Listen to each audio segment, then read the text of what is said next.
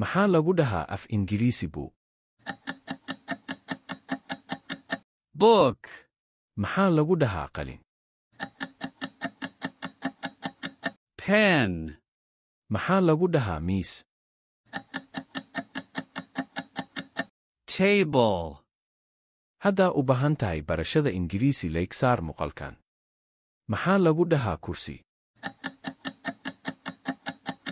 chair, Maxaa lagu dhahaa daaqad? window, Maxaa lagu dhahaa albaab?